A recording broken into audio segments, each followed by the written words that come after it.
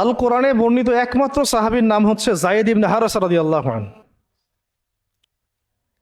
আমাদের এখানে যে ইয়াং ছেলেরা বসে আছেন সবার জন্যে যায়েদ বিন হারেসা রাদিয়াল্লাহু আনহু মহব্বত, ত্যাগ, ভালোবাসা, জীবন উৎসর্গের এবং জীবনের লক্ষ্য খুঁজে পাওয়ার একটা মূর্ত প্রতীক হতে পারে। একটু মনোযোগের সাথে এই অংশটা শোনেন, এটা শেষ অংশ। একমাত্র সাহাবী আল কোরআনে বর্ণিত যার নাম আল কোরআনে এসেছে তিনি হচ্ছেন যায়েদ বিন হারেসা রাদিয়াল্লাহু আনহু। তার বাবার নাম হারেসা। ঘটনা এমন ছিল যে ছোটবেলায় তার মা তাকে নিয়ে এক জায়গায় যাচ্ছিলেন।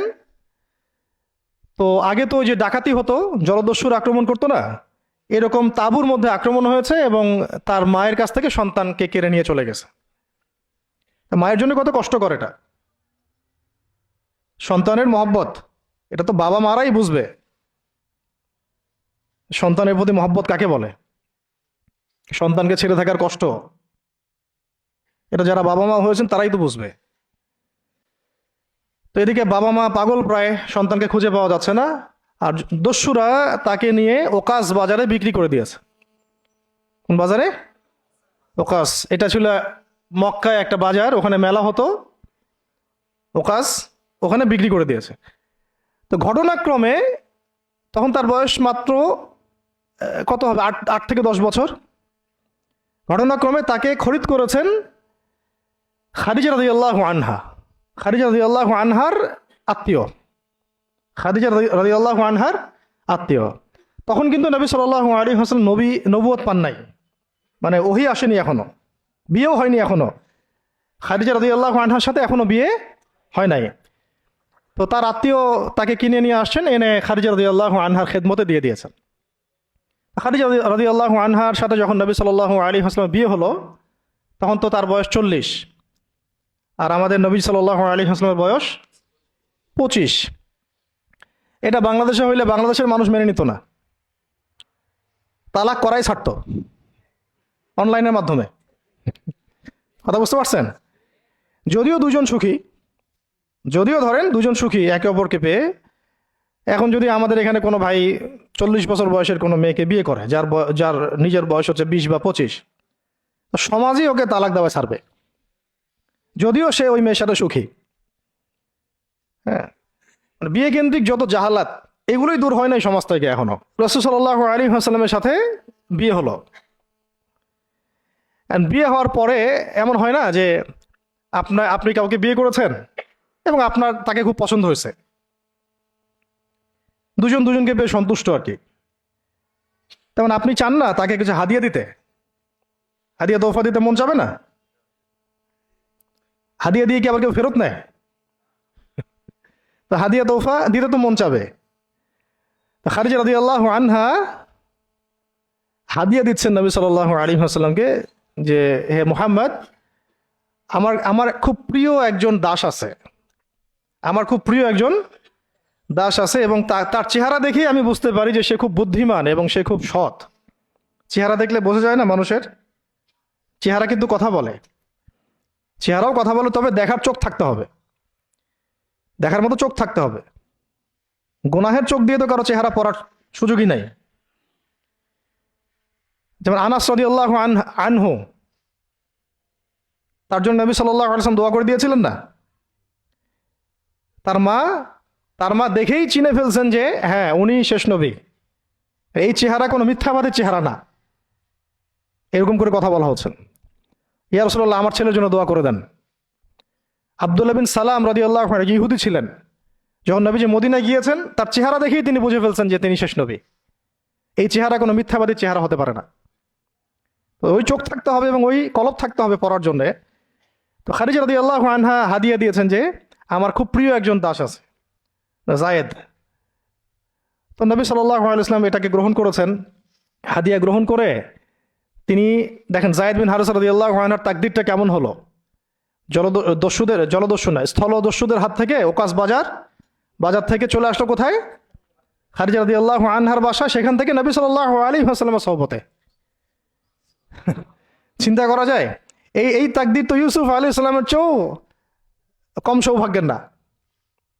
ইউসুফ আলাইহিস সালামের কি হয়েছে? ভাইয়ের ষড়যন্ত্র, সেখান থেকে কূপ, কূপ থেকে রাজপ্রাসাদ, সেখান থেকে জেল, জেল থেকে আবার রাজপ্রাসাদ। তারপরে তো পুরো মিশরের বড় একটা অংশের রাজনৈতিক দায়িত্ব, এবং সেখান থেকেই বনু ইসরাইল পরে আবার মিশরে আসলো। প্রায় অন্য একদিন আলোচনা করবো ইনশাল্লাহ। তো এখানে যায়েদ ইবনে হারেসা রাদিয়াল্লাহু আনহার তাকদীর কেমন? অনন্য সাধারণ, এত এত চমৎকার যে এটা তো ঈর্ষণীয়। আলী রাদিয়াল্লাহু আনহু ছাড়া এমন তাকদীর তো মনে হয় আর কেউ পান নাই, যে নবী সাল্লাল্লাহু আলাইহি ওয়াসাল্লামের ঘরের মধ্যে তিনি সবসময় তার সাথে তার খেদমত করছেন। শুধু তাই না, নবী সাল্লাল্লাহু আলাইহি ওয়াসাল্লাম তাকে নিজের পুত্র বানিয়ে নিলেন। যায়েদ আমার পুত্র, যায়েদ আমার ছেলে। দাস রাখলেন না। যখন তিনি যায়েদ বিন হারেসা রাদিয়াল্লাহু আনহুকে পেলেন, তো সবার সামনে এলান করে দিলেন যে সে আমার দাস না, ও আমার ছেলে, যায়েদ আমার ছেলে। নবী সাল্লাল্লাহু আলাইহি ওয়াসাল্লাম বলছেন যায়েদ আমার ছেলে, বলছেন যে আমি তাকে ভালোবাসি, ও আমাকে ভালোবাসে। অথবা এক জায়গায় এভাবে আসছে যে আমি তার উত্তরাধিকারী, সে আমার উত্তরাধিকারী। যায়েদ বিন হারেসা রাদিয়াল্লাহু আনহুর লকব ছিল হিব্বু রাসূলিল্লাহ, রাসূল সাল্লাল্লাহু আলাইহি ওয়াসাল্লামের প্রিয় ভাজন, প্রিয় ভাজন। আর যায়েদ বিন হারেসা রাদিয়াল্লাহু আনহুর ছেলের নাম Osama bin Zayed, Osama bin Zayed. Zayed Zayed bin Haresa রাদিয়াল্লাহু আনহুকে একবার তিনি একটা সেনাবাহিনীর কাফেলার দায়িত্ব দিয়েছিলেন। কিছু কিছু সাহাবী একটু আপত্তি করেছিলেন, বয়স কম, আরও যোগ্য সাহাবী আছে। আবার ঠিক ওসামা বিন যায়েদ রাদিয়াল্লাহু আনহুকে যখন নবী সাল্লাল্লাহু আলাইহি ওয়াসাল্লাম শেষে একদম ইন্তেকালের কয়েকদিন আগে জুরফে একটা সেনাবাহিনীর দায়িত্ব দিয়ে পাঠিয়েছিলেন, তখনও কেউ কেউ আপত্তি তুলেছিল যে ওসামার বয়স কম, 19 বছর 20 বছর বয়স, আরো বড় বড় যোগ্য সাহাবী আছে।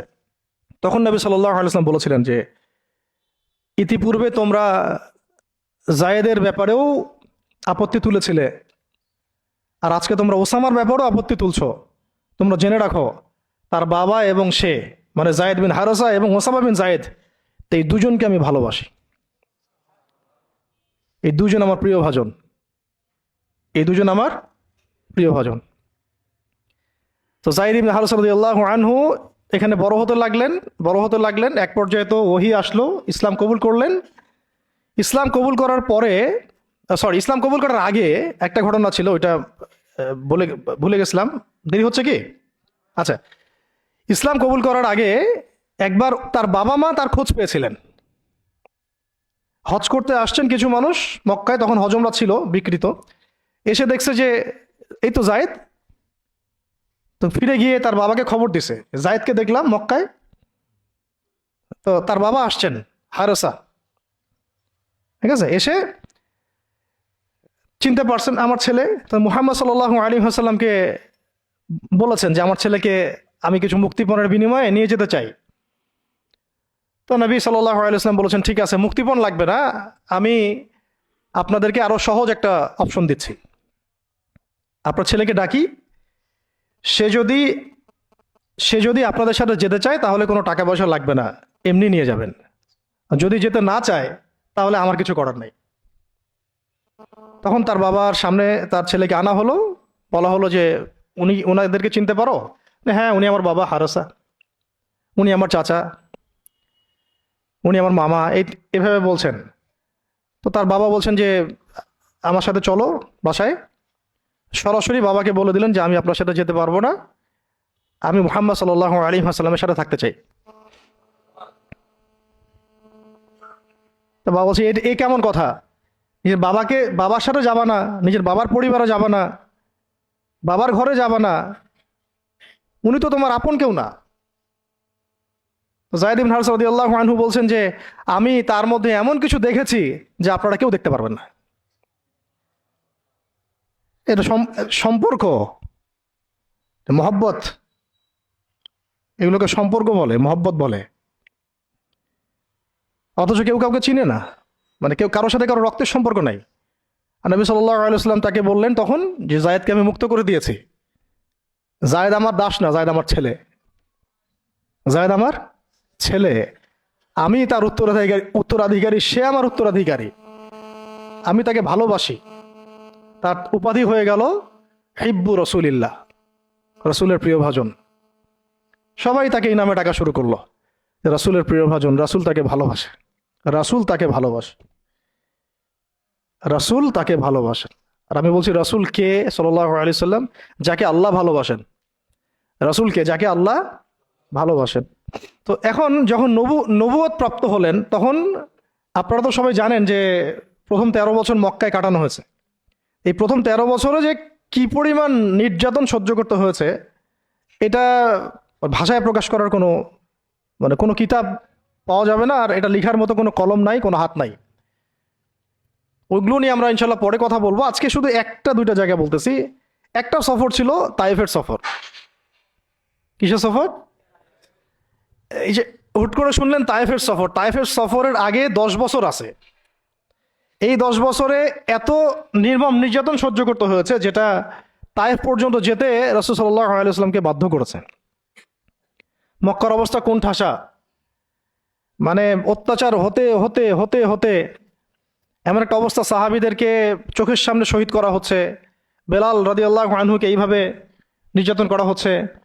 সুমাইয়া রাদিয়াল্লাহু আনহাকে মেরে ফেলা হলো, শহীদ করা হলো।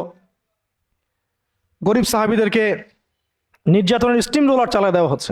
এক পর্যায়ে বাধ্য হয়ে অনেক সাহাবী আবিসিনিয়াতে চলে গেলেন, ইথিওপিয়ায়। আবার 3 বছর নবী সাল্লাল্লাহু আলাইহি ওয়াসাল্লাম এবং বনু হাশেমকে বয়কট করা হলো, মনে আছে? একদম বয়কট করা হলো 3 বছর। গাছের ছাল পাতা খেয়ে সাহাবীরা থাকা শুরু করলেন। চতুর্দিক থেকে রাস্তা বন্ধ, সামাজিক নির্যাতন, রাজনৈতিক নির্যাতন, গালিগালাজ, আপনজনদের গীবত, তহমত, একেবারে পাথর নিক্ষিপ্ত চলতেছেই চতুর্দিক থেকে। আবু লাহাব, আবু জেহেল, আবু সুফিয়ান সবাই উঠে পড়ে লাগছে। পুরো সমাজ বিরুদ্ধে চলে গেছে। এরকম হালত বোঝার জন্যও ওইরকম সিচুয়েশন ফেস করা দরকার। এটা পড়ি আমরা তো এগুলো পড়ি, এগুলো তো আমরা বুঝি না, উপলব্ধি করতে পারি না, কারণ আমরা এই ফেজগুলো দিয়ে যাই নাই। যারা টুকটাক গিয়েছেন তারা কিছুটা আঁচ করতে পারেন। এরকম একটা অবস্থায় যখন চতুর্দিক থেকে রাস্তাটা বন্ধ মনে হচ্ছে, তখন নবী সাল্লাল্লাহু আলাইহি ওয়াসাল্লাম তায়েফে গিয়েছিলেন, তায়েফের 3টা বড় বড় গোত্রকে দাওয়াত দিতে। উদ্দেশ্য হচ্ছে তায়েফবাসী যদি ইসলাম কবুল করত, তাহলে মক্কার এই কুরাইশদের বিরুদ্ধে একটা বড় সাপোর্ট পাওয়া যেত। ঠিক আছে? এটা কিন্তু একটা হিজরতও, এটাও কিন্তু একটা হিজরত। এর আগে একটা হিজরত হয়েছে আবিসিনিয়াতে, তায়েফেও। এটাতে ওই সাফল্যটা আসে নাই, তায়েফবাসী ইসলাম কবুল করে নাই। পরবর্তীতে আল্লাহ পাক মদিনাবাসীকে কবুল করেছেন। ওগুলো আমরা পরে আস্তে আস্তে আলোচনা আনবো ইনশাল্লাহ। আজকে শুধু এতটুকু বলছি তায়েফের কথাটা। এইখানে সময়টা চিন্তা করবেন, এই সময়টা ছিল জুন জুলাই মাস, জুন বা জুলাই মাসের মতো অবস্থা। মানে কাঠ ফাটা রোদ বলতে আমরা যা বুঝি, প্রচণ্ড রোদ, প্রচণ্ড গরম, মরুভূমির উত্তপ্ত একটা অবস্থা। এই অবস্থায় মক্কা থেকে তায়েফের ডিস্টেন্স হচ্ছে প্রায় 100 কিলোমিটার, প্রায় 100 কিলোমিটার। যারা তায়েফে গিয়েছেন তারা হয়তো জানবেন, এটা পাহাড়, মাটির নিচ থেকে তায়েফ শহরটা দেখা যায়। এই যে পাহাড়ের গা বেয়ে যে উঠতে হয়, এখন তো গাড়ি আসছে, গাড়ির যুগ, এই গাড়ি দিয়ে উঠতেও এই নিচ থেকে উপর পর্যন্ত 40 কিলোমিটার, পাহাড়ের গা বেয়েই 40 কিলোমিটার রাস্তা এইভাবে সফর করে করে করে করে তায়েফের শহরের উপরে পৌঁছাতে হয়। এই কাজটা নবী সাল্লাল্লাহু আলাইহি ওয়াসাল্লাম তার সময় করেছেন পায়ে হেঁটে, তাও জুন জুলাই মাসের মতো উত্তপ্ত অবস্থায়, গরমের অবস্থায়। এবং এই সফরে নবী সাল্লাল্লাহু আলাইহি ওয়াসাল্লামের সাথে মাত্র একজন সাহাবী ছিলেন। সেই সাহাবীর নাম যায়েদ ইবনে হারেসা রাদিয়াল্লাহু আনহু, আর কেউ না, রাসূলের প্রিয় ভাজন। তাহলে বুঝতে পারছেন কত কত কাছের সম্পর্ক। আর কেউ না, কোনো সাহাবী না, যায়েদ ইবনে হারেসা রাদিয়াল্লাহু। ঠিক যেমন গারে সাওরে কেউ নাই, কোনো সাহাবী নাই। কে আছেন? আবু বকর রাদিয়াল্লাহু আনহু। আয়েশা রাদিয়াল্লাহু আনহা বলতেন মাঝে মাঝে যে যদি রাসূল সাল্লাল্লাহু আলাইহি ওয়াসাল্লাম জীবিত থাকতেন, তাহলে যায়েদ ইবনে হারেসা রাদিয়াল্লাহু আনহুকে মনে হয় তিনি তার পরবর্তী স্থলাভিষিক্ত হিসেবেই ঘোষণা করে দিয়ে যেতেন। এত ভালোবাসতেন তিনি তাকে। মনে হতো যেন যায়েদ বিন হারেসা রাদিয়াল্লাহু আনহুকে তিনি পরবর্তী স্থলাভিষিক্ত করে দিয়ে যাবেন, এত ভালোবাসতেন। যখন যায়েদ বিন হারেসা কোনো সফর থেকে ফিরত, আমি, আয়েশা রাদিয়াল্লাহু আনহা বলছেন, আমি রাসূল সাল্লাল্লাহু আলাইহি ওয়াসাল্লামকে এত, মানে কি একটা বস গ্রিটিংস বলি না আমরা, অভিবাদন, এত ব্যস্ত হয়ে অস্থির হয়ে আলিঙ্গন করতে দেখি নাই যেমনটা যায়েদ বিন হারেসার ক্ষেত্রে তিনি করতেন। বহু সফরে তিনি তাকে পাঠিয়েছেন, সারিয়া অভিযানে। সারিয়া মানে যে সফরগুলোতে আমাদের নবীজি নিজে যান নাই, কিন্তু সাহাবীদেরকে পাঠিয়েছেন কোনো সামরিক অভিযান, এটাকে বলা হয় সারিয়া। আর গাজওয়া হচ্ছে এমন যুদ্ধ যেখানে নবীজি নিজে গিয়েছেন, অ্যাজ এ কমান্ডার উপস্থিত ছিলেন। তো একবার একটা সফর থেকে যায়েদ ইবনে হারেসা রাদিয়াল্লাহু আনহু এসেছেন। আয়েশা রাদিয়াল্লাহু আনহা বলছেন তার গায়ে, আমাদের নবীজির গায়ে সতরটা কোনো রকম ঢাকা ছিল, উপরে পোশাক নাই, মানে গায়ের উপরের পোশাকটা তিনি পরেনই নাই। এই অবস্থাতে তিনি আয়েশা রাদিয়াল্লাহু আনহার ঘরে ছিলেন। ওইখানে এসে যায়েদ ইবনে হারেসা রাদিয়াল্লাহু আনহু নক করেছেন দরজায়। ওই অবস্থায় তিনি উঠে গিয়ে যায়েদ ইবনে হারেসা রাদিয়াল্লাহু আনহুকে আলিঙ্গন করা শুরু করলেন, কপালে চুমু দেওয়া শুরু করলেন যে আমার প্রিয় ভাজন আসছে। ওই সাহাবীকে সাথে নিয়ে তিনি সফর করছেন তায়েফে। তায়েফে যাওয়ার পরে 3টা গোত্রনেতা ছিল ওখানে। অনেক বড় কথা, তো আমি অল্প করে বলছি সময় সংক্ষিপ্ততার কারণে। একটা গোত্রনেতার নাম হচ্ছে আব্দে ইয়ালাইল। এর আন্ডারে বহু মানুষ ছিল। যদি সে ইসলাম কবুল করতো তাহলে ওই সবাই ইসলাম কবুল করতো, সে করে নাই। একটা গোত্রনেতার নাম ছিল আব্দে মাসউদ। তার আন্ডারে বহু মানুষ ছিল এবং ধনী ধনী বড় বড় ধনী ব্যবসায়ী, রাজনীতিবিদ, সে ইসলাম কবুল করে নাই।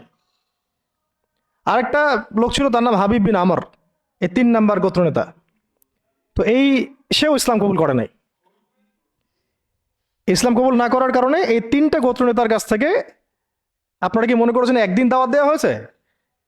প্রায় 1 মাস নবী সাল্লাল্লাহু আলাইহি ওয়াসাল্লাম এই তাইফের এই ময়দানে ছিলেন, দাওয়াতের ময়দানে। কোনো কিতাবে আসছে 10 দিন, কোনো কিতাবে আসছে 15 দিন, 17 দিন, কিন্তু অ্যাপ্রক্সিমেটলি 1 মাস, এটা বিভিন্ন সিরাতের কিতাবে আসছে। এই 1টা মাস তাইফে থাকা, খাওয়া দাওয়া তো আল্লাহ ভালো জানেন কি হয়েছে। তার সাথে একজন মাত্র সাহাবী, দরজায় দরজায় দাওয়াত দেয়া, এবং সবাই দাওয়াত রিফিউজ করলো। বড় বড় 3টা গোত্রনেতাও রিফিউজ করে দিল।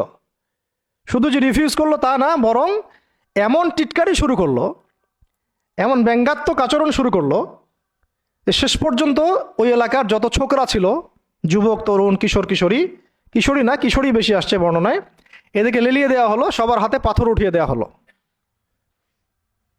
যে এই ব্যক্তি মাজনুন, নাউযুবিল্লাহি মিন যালিক। মাজনুন মানে পাগল, এই ব্যক্তি কাযযাব, এই ব্যক্তি মিথ্যাবাদী, এই ব্যক্তি সাহের, এই ব্যক্তি জাদুকর। কাকে বলা হচ্ছে? সবাই মিলে পাথর মারো তাকে, নাউযুবিল্লাহি মিন যালিক। দৃশ্যটা একটু চিন্তা করেন। 10 বছর মক্কায় দাওয়াত দেওয়ার পর চতুর্দিক থেকে কুরাইশদের নির্যাতন, নিপীড়ন, শারীরিকভাবে, মানসিকভাবে, আত্মিকভাবে, সামাজিক বয়কট, 3 বছর গাছের ছালপাতা খেয়ে পাহাড়ের পাদতলে জীবন কাটানো বনু হাশেমের। আবার আমুল হুজনও হয়ে গেছে। ওই একই বছরে কয়েকদিনের মধ্যেই চাচা আবু তালেবও ইন্তেকাল করেছেন, খাদিজা রাদিয়াল্লাহু আনহাও ইন্তেকাল করেছেন। কি অবস্থা, কি অবস্থা ওই সময় চিন্তা করে, কি কষ্টের সময়,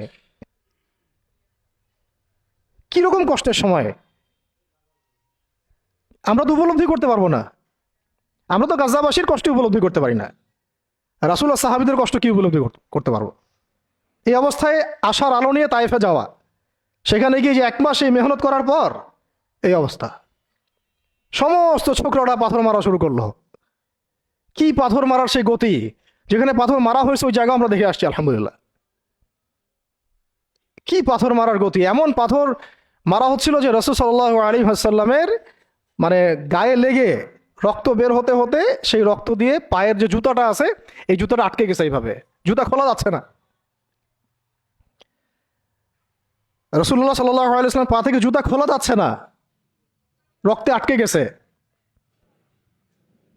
আর মানুষ বলছে পাগল, মিথ্যাবাদী, হ্যাঁ, জাদুকর, জিনে আসর করছে, মানুষ বলতেছে এগুলা। রাজনৈতিক ক্ষমতা চায় মনে হয়, হ্যাঁ, অর্থ চায় মনে হয়, দুনিয়ার জৌলস মনে হয় চায়, আমাদের আমাদের ঐক্য বিনষ্ট করতে আসছে। মারো একে, মেরে বিদায় করো এখান থেকে। কোন পর্যায়ে গেলে মানুষ এই কাজ করতে পারে? কি পরিমাণ ক্ষোভ থাকলে মানুষ এই কাজটা করতে পারে? আর কার এগেনস্টে করছে? আল্লাহর প্রিয় হাবিব, যার জন্য আল্লাহ পাক ফিরদাউস রেখেছেন, মাকামে মাহমুদ রেখেছেন, যার সুপারিশ ছাড়া আমরা মনে হয় না জান্নাতে কেউ যেতে পারবো, অসম্ভব। যার যার সুপারিশ ছাড়া বিচার শুরুই হবে না কিয়ামতের মাঠে, হিসাব নিকাশ শুরুই হবে না, জান্নাত তো বহুত দূরের কথা। জান্নাতের দরজাও খোলা হবে না যিনি আগে না ঢোকা পর্যন্ত। তাকে মানুষ সেভাবে মারা শুরু করলো, রক্ত ঝরতেছে ঝরতেছে। এই সময়ে এই সাহাবী যায়েদ ইবনে হারেসা রাদিয়াল্লাহু আনহু নিজের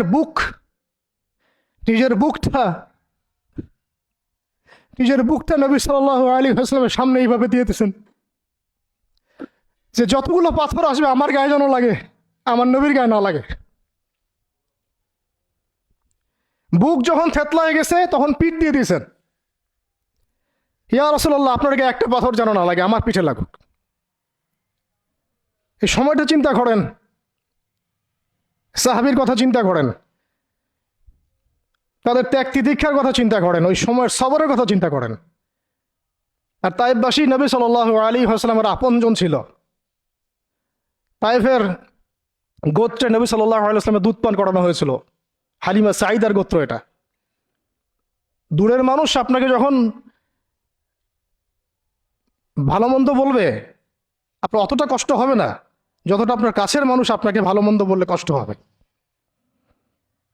যখন আপনার প্রিয় মানুষেরা আপনাকে পাথর ছুড়বে, এই পাথরের আঘাত সহ্য করা এত সহজ না।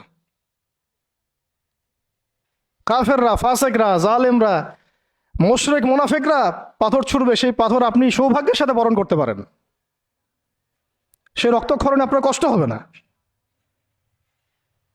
প্রিয় মানুষদের দেওয়া অপবাদ, মিথ্যাচার, গীবত, তহমত, পাথর আপনাকে এত কষ্ট দিবে, এই কষ্টের লোড আপনি সহ্য করতে পারবেন না। আর যদি আল্লাহ পাক আপনাকে সহ্য করার ক্ষমতা দিয়ে দেন, ইনশাআল্লাহ আপনি এমন ব্যক্তি হবেন যে ব্যক্তির হাতে আল্লাহ রাব্বুল আলামিন ইসলামের ঝান্ডা উঠাই দেবেন ইনশাআল্লাহ। এবং ইনশাআল্লাহ যাকে আল্লাহ রাব্বুল আলামিন পুরো কওমের জন্য কবুল করবেন ইনশাআল্লাহ। এবং পুরো শক্তি আপনার সামনে একদিন না একদিন পরাজয় বরণ করবেই, সময়ের ব্যাপার। যায়েদ বিন হারেসা রাদিয়াল্লাহু আনহু নিজের বুকটা এইভাবে আগলায় দিয়ে রাখছেন, আমার গায়ে লাগুক কি ইয়া রাসূলুল্লাহ, আপনার গায়ে না লাগে। আজকে আপনি যায়েদ ইবনে হারেসাকে পাবেন কোথায়? কিসের ইসলামী বিপ্লবের কথা বলি আমরা? জামা ইমারা এটা ওইটা, যায়েদ বিন হারেসারাই তো নাই। ওইরকম আখলাকের নেতাও যেমন আমরা পাই না, ওই রকম যায়েদ বিন হারেসাদের মতো আমরা মামুরও তো পাই না।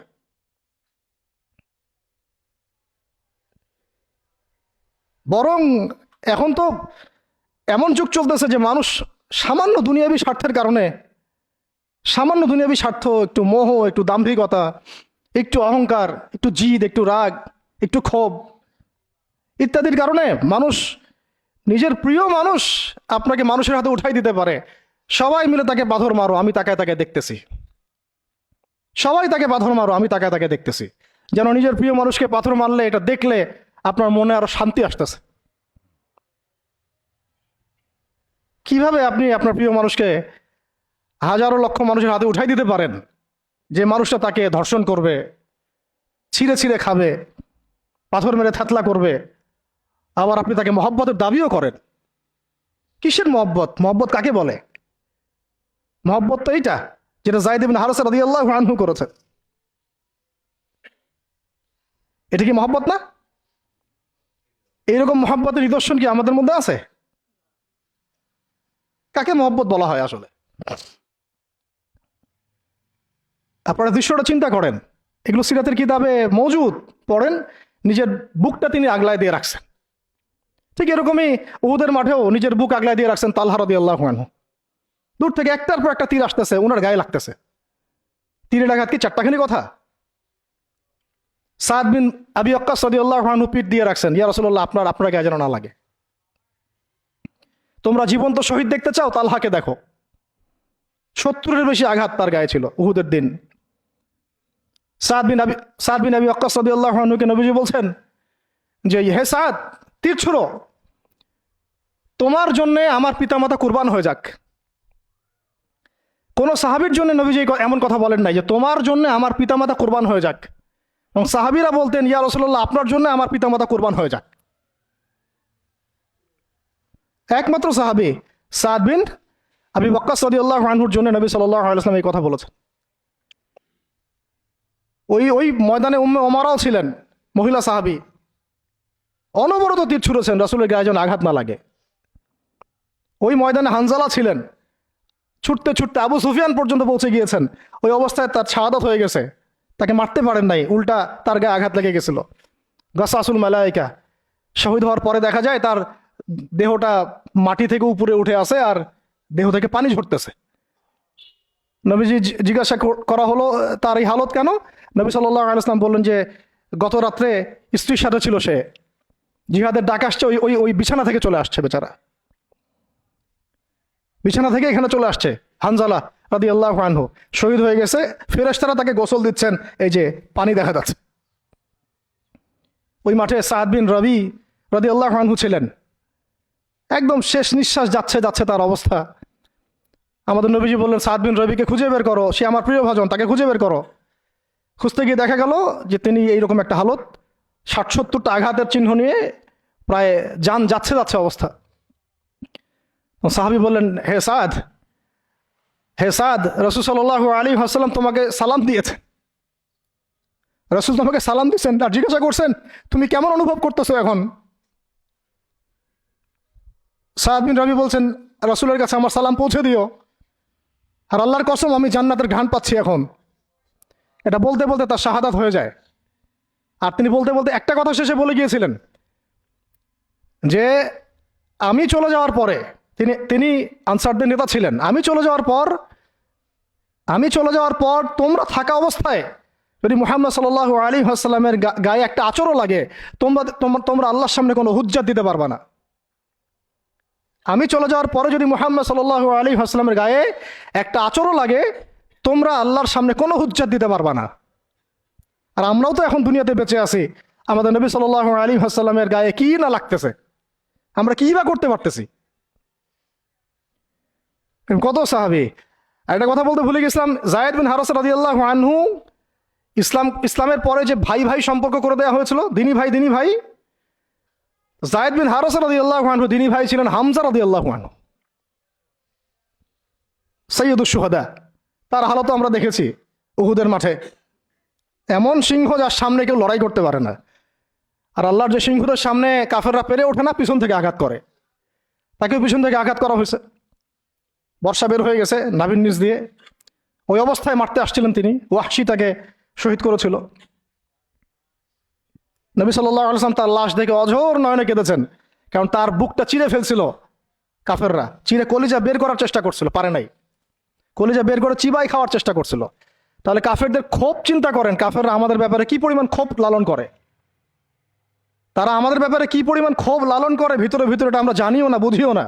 আমরা ওদের সাথে বন্ধুত্ব করতে চাই, ওদেরকে আমাদের নিজেদের আপন মনে করি, ওদের হাতে আমরা আমাদের দিনী ভাইদেরকে উঠাই দিই, বোনদেরকে উঠাই দেই, আপনজনদেরকে উঠাই দেই। হামজা রাদিয়াল্লাহু আনহুর এরকম হালত। তার দিনী ভাই ছিলেন যায়েদ বিন হারেসা রাদিয়াল্লাহু আনহু। বহু ঘটনা আছে, আমি যেটা বলতে যাচ্ছিলাম ওইখান থেকে এদিকে চলে আসছি। এরপরে নবী সাল্লাল্লাহু আলাইহি ওয়াসাল্লাম তায়েফের একটা আঙ্গুর বাগানে প্রবেশ করেন, এত ক্ষতবিক্ষত অবস্থায়। আর পাথরের ঢিলকে আপনারা এত তুচ্ছ মনে করেন না, কিন্তু এটা কিন্তু এত তুচ্ছ বিষয় না, কিন্তু এটা যন্ত্রণাদায়ক বিষয়। আর তার মধ্যে বললাম তার আপন মানুষ, কাছের মানুষ। আঙ্গুর বাগানে যাওয়ার পরে ওখানে আদ্দাস রাদিয়াল্লাহু আনহু, আদ্দাস নামে একজন বাগানের দেখভালকারী ছিল। এই বাগান ছিল আবার উতবা এবং শাইবার, বড় আঙ্গুর বাগান। এখানে ঘটনা ঘটে গেল, নবী সাল্লাল্লাহু আলাইহি ওয়াসাল্লাম বসে আছেন, জুতা খোলার চেষ্টা করছেন, এবং আদ্দাস তিনি এসে একটু খেজুর দিয়েছেন, মায়া লাগছে তার, আর এই লোকটাকে এইভাবে মারলো, মানুষটাকে এইভাবে মারলো। তো কিছুই চাচ্ছে না, কিছুই বলে নাই, খালি বলছে এক আল্লাহর ইবাদত করো, আর কিছু চাইছে নাকি? তো এক আল্লাহর ইবাদত করো বললো, বাস তাই বাস এইভাবে মারলো। আর মানবে না তা মারলো কেন? ও বেচারার কাছে খারাপ লাগছে, দাওয়াত কবুল করবে না তো মারলো কেন? লাঞ্ছিত করার কি দরকার ছিল? কবুল না করলে চলে যাবে, বা কবুল না করলে তারা ফিরাই দিবে, মারার কি দরকার আছে? তার মায়া লাগছে খুব, সে এসে কিছু খেজুর দিছে খাইতে, পানি দিছে খাইতে। ওই অবস্থায় নবী সাল্লাল্লাহু আলাইহি ওয়াসাল্লাম পানির গ্লাস নিয়ে, খেজুর নিয়ে বিসমিল্লাহির রহমানির রহিম, বিসমিল্লাহ বলছেন, বিসমিল্লাহ। তো বিসমিল্লাহ শুনে সে আদ্দাস, তার খুব ভালো লাগছে যে এই শব্দটা আপনি কোথা থেকে পেলেন। তো নবীজি তাকে জিজ্ঞাসা করছেন, তোমার নাম কি? আদ্দাস। কোথায় থাকো? আমি নিনওয়ার নামক একটা জায়গা থেকে আসছি। এটা শুনে নবী সাল্লাল্লাহু আলাইহি ওয়াসাল্লাম বলছেন যে, ও আচ্ছা, তার মানে তুমি আমার ভাই ইউনুসের এলাকার মানুষ, তুমি আমার ভাই ইউনুসের এলাকার মানুষ। আচ্ছা, আপনি কিভাবে ইউনুসকে চিনেন? ইউনুস আমার ভাই, নবীগণ সবাই বৈমাত্রিক ভাই, আমি আল্লাহ রসুল, সেও আল্লাহ নবী। তখন তিনি ইসলাম কবুল করেন। আদ্দাস রাদিয়াল্লাহু, তার নামে ওখানে এখনো মসজিদ আছে। হ্যাঁ, ওখানে আপনারা গিয়ে দেখবেন মসজিদ আছে। এই জায়গায় যায়েদ বিন হারেস রাদিয়াল্লাহু আনহুর ভূমিকাটা দেখেন। এবার নবী সাল্লাল্লাহু আলাইহি ওয়াসাল্লাম ওই জায়গায় বসে দোয়া করতেছেন, এটা শেষ অংশ, দোয়া করতেছেন। এই দোয়ার লফজ যদি আরবি বুঝতে পারতেন, তাহলে মানে আমার এতগুলো কথা বলা সার্থক হতো আর কি। মানে আমি যদি মানুষকে এই দোয়ার শব্দগুলোর অর্থ বুঝাইতে পারতাম, ওই ক্ষমতা যদি আমার থাকতো, আমার মনে হয় না এই ক্ষমতা কোনো ওলামায়ে কেরামের আছে। আমার মনে হয় না এই ক্ষমতা কোনো ওলামায়ে কেরামের আছে যে এই দোয়ার শব্দগুলো আওয়ামকে বুঝাই দিবে, এক্স্যাক্টলি সেই ফিলিংস এবং ইমোশন বুঝাবে, এমন ক্ষমতা আমাদের কাউকে দেওয়া হয় নাই। শুধু এই অনুভূতিগুলো বোঝার জন্য হলেও আরবি শেখা দরকার আপনাদের, আমাদের সবারই। এগুলো অনুভূতিগুলো বোঝার জন্য হলেও আমাদের আরবি শেখা দরকার। মোনাজাতে মাকবুল কিতাবেও দোয়াটা আছে।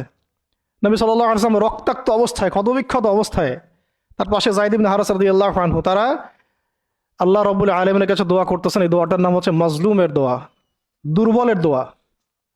কিসের দোয়া? দুর্বলের দোয়া। দোয়ার শব্দগুলো এমন ছিল, আল্লাহুম্মা ইন্নাকা তাসমাউ কালামি, আল্লাহুম্মা ইন্নাকা তাসমাউ কালামি, হে আল্লাহ, নিশ্চয়ই আপনি আমার কথা শুনছেন। আমাদের নবীজি বলছেন, আল্লাহুম্মা ইন্নাকা তাসমাউ কালামি, আল্লাহ আপনি নিশ্চয়ই আমার কথা শুনছেন। ওয়া তারা মাকানি, এবং আমার যে মাকান, আমার অবস্থা আপনি দেখছেন। ওয়া তা'লামু সিররি ওয়া আলানিয়াতি, আল্লাহ আপনি আমার বাহিরের অবস্থাও জানেন, ভিতরের অবস্থাও জানেন। আমার বাহিরের হালতও আপনি জানেন, ভিতরের হালতও আপনি জানেন, প্রকাশ্য অবস্থা আপনি জানেন, গোপন অবস্থা আপনি জানেন। তা'লামু সিররি ওয়া আলানিয়াতি লা ইয়াখফা আলাইকা শাইউম মিন আমরি, আমার কোনো কাজই আপনার কাছে গোপন না। আসলে আমার কি হালত, কি অবস্থা, আমার উপর দিয়ে কি গেছে, কি গেল, কি প্রকাশ্য, কি গোপন, কি সত্য, কি মিথ্যা, আল্লাহ আপনি সব জানেন। বলা কথা না বলা কথা সব আপনি জানেন। তা'লামু সিররি ওয়া আলানিয়াতি লা ইয়াখফা আলাইকা শাইউম মিন আমরি। এরপরে নবীজি বলছেন, ওয়া আনাল বাইসুল ফাকিরুল মুস্তাগীসুল মুস্তাজির আল ওয়াজিলুল মুশফিকুল মুকির আল মু'তারিফু বিযামবি। এক একটা শব্দ কিভাবে বুঝাবো আপনাদেরকে, আমার কাছে ভাষা নাই। আল্লাহ আমি দুর্দশাগ্রস্ত, আমি ফকির, আমি জিল্লতির শিকার, আমার অপরাধ আমি চিনতে পেরেছি। মানে এমন এমন শব্দ যেটা একজন নবী ছাড়া কারো মুখ দিয়ে বের হওয়া সম্ভব না। এমন এমন শব্দ যেটা ওহী ছাড়া সম্ভব না। আসআলুকা মাসআলাতাল মিসকিন, মিসকিনরা যেভাবে তোমার কাছে চায় আল্লাহ, আমি সেভাবে তোমার কাছে চাচ্ছি। ওয়া আবতাহিলু ইলাইকা ইবতিহালাল মুযনিবিয যালিল, একজন মানুষকে যখন অপদস্থ, লাঞ্ছিত করা হচ্ছে, সেই মানুষ যেভাবে আপনার কাছে চায়, আমি সেইভাবে আপনার কাছে চাচ্ছি।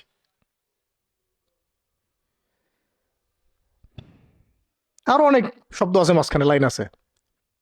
একটা জায়গায় আছে অনেক বড় দোয়া, আল্লাহুম্মা ইয়া খায়রাল মাসউলিন ইয়া খায়রাল মুতিন ইলাইকা আশকু দুআফা কুওয়াতি। এই অংশটা সব কিতাবেই আছে সিরাতের। আল্লাহুম্মা ইলাইকা আশকু দুআফা কুওয়াতি, আল্লাহ আমি তোমার কাছে আমার শক্তির অক্ষমতা প্রকাশ করতেছি, মানে আমার যে শক্তি নাই এখন, তাইবাসী আমার সাথে এগুলো করলো, আমার তো শক্তি নাই এখন, আমার এই শক্তির অক্ষমতা আল্লাহ আমি তোমার কাছে প্রকাশ করতেছি।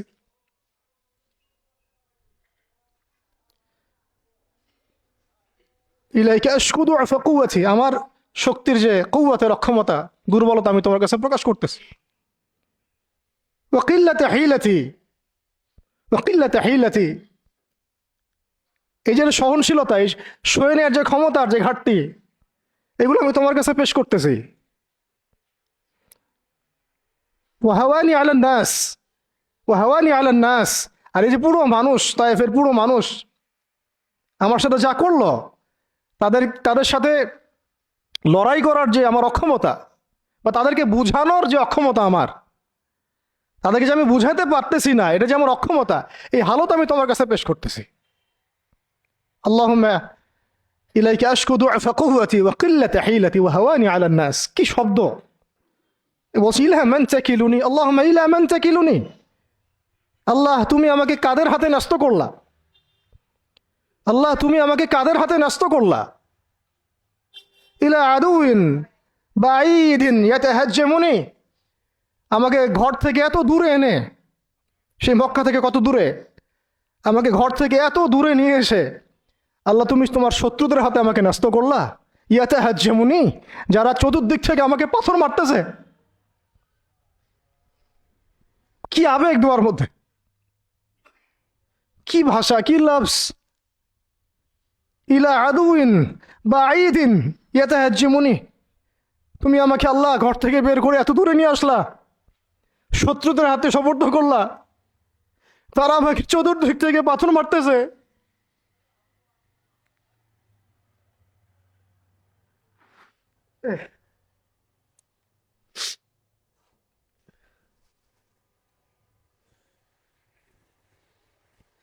আম্মি লা করিবিন মাল্লাকতাহু আমরি, পরে নবীজি বলছেন আম্মি লা করিব, নাকি আমাকে কাছের মানুষদের হাতে নিয়ে আসছো আল্লাহ, আল্লাহ তুমি কি আমাকে কাছের মানুষদের হাতে উঠাই দিছ? মাল্লাকতাহু আমরি, যারা আমার ভালো মন্দের কাজের মালিক হয়ে গেছে। এইভাবে দোয়া করতে লাগলেন নবী সাল্লাল্লাহু আলাইহি ওয়াসাল্লাম। যায়েদ বিন হারিস রাদিয়াল্লাহু আনহু শামিল আছেন এখানে। তারপরে নবীজি বলছেন ইল্লাম তাকুন সাখিতুন আলাই ফালা উবালি, আল্লাহ এত কিছুর পরে যদি তুমি আমার প্রতি অসন্তুষ্ট না হও, আমার কিছুই যায় আসে না। আল্লাহ এত কিছু হয়ে গেল, এরপরে যদি তুমি আমার উপর অসন্তুষ্ট না হও, অন্তত আমার কিছুই যায় আসে না। আলহামদুলিল্লাহ। ইল্লাম তাকুন সাখিতুন আলাই ফালা উবালি, তুমি যদি আমার উপর আল্লাহ অসন্তুষ্ট না হও, তোমার কাছে আমি ঠিক থাকতে পারি, তোমার কাছে আমার অবস্থান ঠিক থাকে আল্লাহ, ফালা উবালি, আমি এসবের কোনো কিছুর পরোয়া করি না। কিভাবে বুঝবেন এই ভাষা শব্দগুলো? ঠিক এইরকম শব্দেই দোয়া করেছিলেন খুবাইব রাদিয়াল্লাহু আনহু, যখন তাকে শুলে চড়ানো হবে, এবং তিনি তখন, শুলদণ্ড অনেক কঠিন, জীবন্ত একটা মানুষকে মেরে ফেলা, পিছন দিক থেকে লোহা আছে না, এগুলো এগুলো প্রবেশ করিয়ে মাথা দিয়ে বের করে দেয়। শুলদণ্ড, খুবাইব বিন আদি রাদিয়াল্লাহু আনহুকে শুল দেওয়া হয়েছে। এটা রাজির ঘটনা, সিরাতে পড়বেন, রাজির ঘটনা। ট্র্যাপে ফেলে হত্যা করা হয়েছে। যখন তাকে শুলে দেওয়া হচ্ছে, তখন তাকে বলা হয়েছে যে তোমার জায়গায় যদি মুহাম্মদকে হত্যা করা হয়, তুমি কি খুশি হবা? তোমাকে ছেড়ে দিয়ে যদি মুহাম্মদকে হত্যা করা হয়? বলছেন যে আমার জায়গায় মুহাম্মদকে হত্যা করা তো দূরের কথা, সাল্লাল্লাহু আলাইহি ওয়াসাল্লাম, তার একটা লোম বাঁকা হোক আমি সেটাও চাই না, সেটাও সহ্য করতে পারবো না।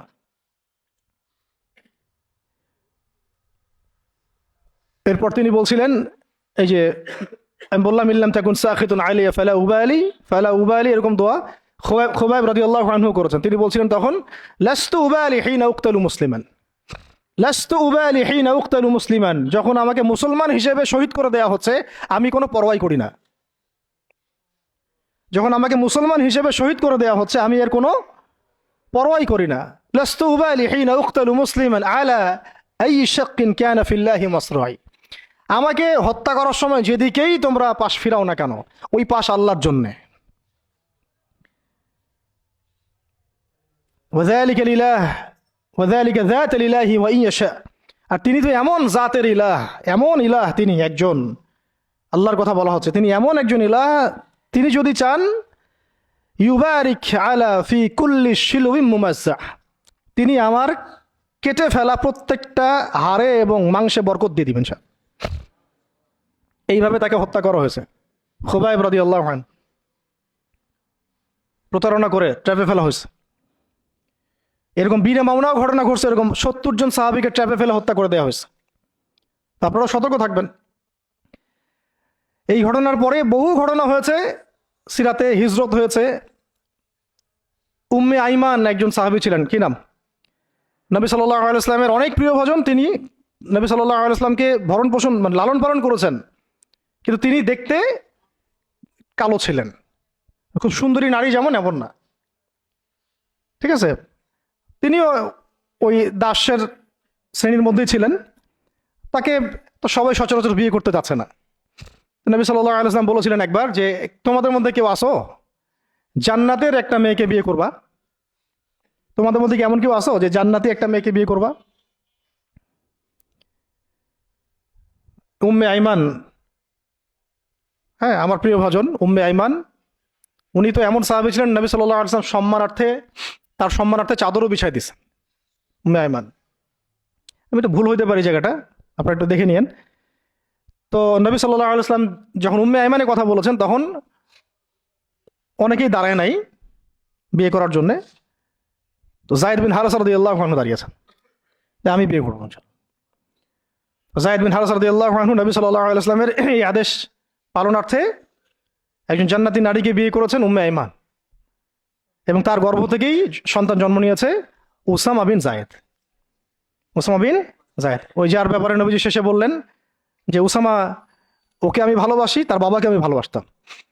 আরও একটা ঘটনা আছে, উসামা বিন যায়েদ রাদিয়াল্লাহু আনহুকে যখন আবু বকর রাদিয়াল্লাহু আনহু আবার মিশনে পাঠাচ্ছিলেন, কোন মিশনটা যেটা অসমাপ্ত ছিল, নবী সাল্লাল্লাহু আলাইহি ওয়াসাল্লামের ইন্তেকালের সময় ও মিশনটা থেকে তারা ফিরে আসেন। পরে আবু বকর রাদিয়াল্লাহু আনহু আবার এই জায়েশ পাঠান জুরফ নামক জায়গায় রোমানদের এগেনস্টে। তো তখন কিছু কিছু সাহাবী আপত্তি তুলছিলেন। তখন আবু বকর রাদিয়াল্লাহু আনহু বলছিলেন যে সাকিলাতকা উম্মুকা ইবনুল খাত্তাব, হে ওমর তোমার মা তোমাকে হারায় ফেলুক। ওমর রাদিয়াল্লাহু আনহু বলছিলেন যে একটু ভেবে দেখেন, আরো বড় বড় সাহাবীরা আছেন, আনসারী সাহাবীরা আছেন। তখন আবু বকর রাদিয়াল্লাহু আনহু বলছেন যে ইস্তা'মালাহু রাসূলুল্লাহ, তাকে আল্লাহ রাসূল সাল্লাল্লাহু আলাইহি ওয়াসাল্লাম দায়িত্ব দিয়ে গিয়েছিলেন।